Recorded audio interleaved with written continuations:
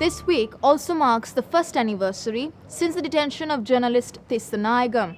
Held without charge for 5 months, Thissanayagam was indicted at Colombo's High Court in 2007 and was charged under the Prevention Terrorism Act.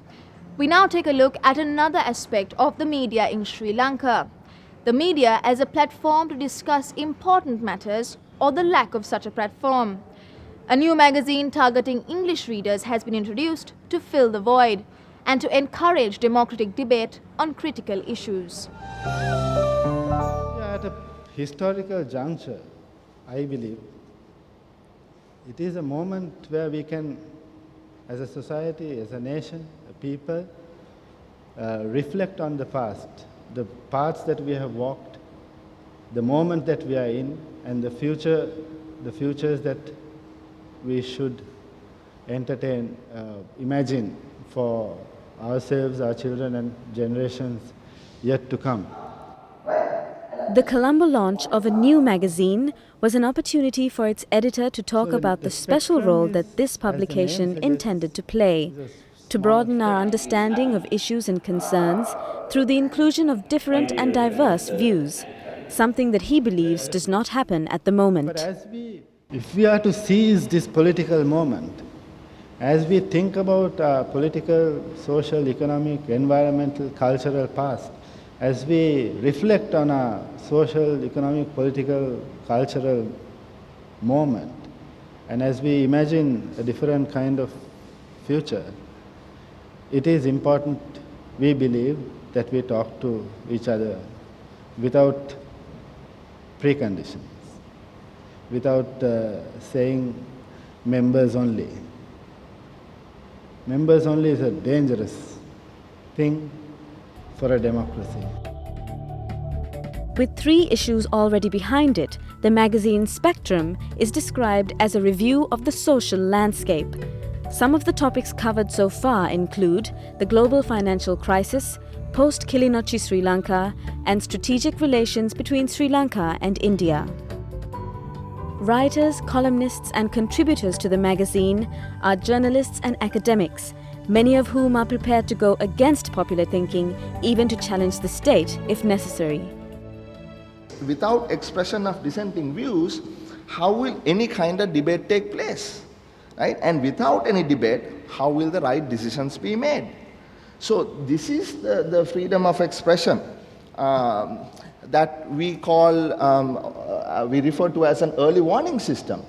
You see, because issues can be dealt with, discussed, before they become catastrophes. So that is why a spectrum of views is essential in a healthy democracy. These are still early days though, and Spectrum must first deliver what it promises to. But as an English publication, its readership is relatively small. I spoke to the magazine's owner and publisher to find out who they are actually targeting with the magazine and how they plan to make it a platform for free and open discussion. So Chaitya, tell me, do you plan on tackling any controversial issues in the future? We are going to look at governance in this country would be a next issue, meaning that there are a lot of piece of legislations, which we have. Look now, 17th Amendment, 13th Amendment, lot of legislations were passed, but implementation of some of these things were in kind of critical space. Thus we need to look at those things. We need to bring to the society that what are the difficulties, what are the problems, failures, how we could fix those things. Now, speaking of your readership, what would you say is your target audience? We develop a concept called VIP 3000, meaning that we are going to reach 3000 subscribers.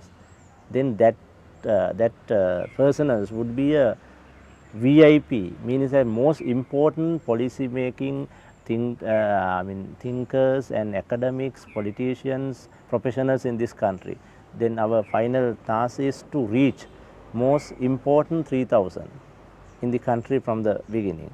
Then the second one would be developing a new culture in this country where you can get different positions, different point of views in one platform. So far, the response to the magazine has been good. I spoke to some readers who feel that it does fill a gap in the public sphere. We are so used to this authoritarian status where like you impose something always from top to bottom, but why not giving it a chance for the civil society to make the decisions rather than imposing everything from top to bottom. So, I think that's what actually should be, and this is one of the ideal scenarios for it. It's a new avenue for expression and discussion of new ideas, something we can surely welcome, especially during these difficult times. If you have any comments about the program, please write to us at SriLankaToday@yartv.net.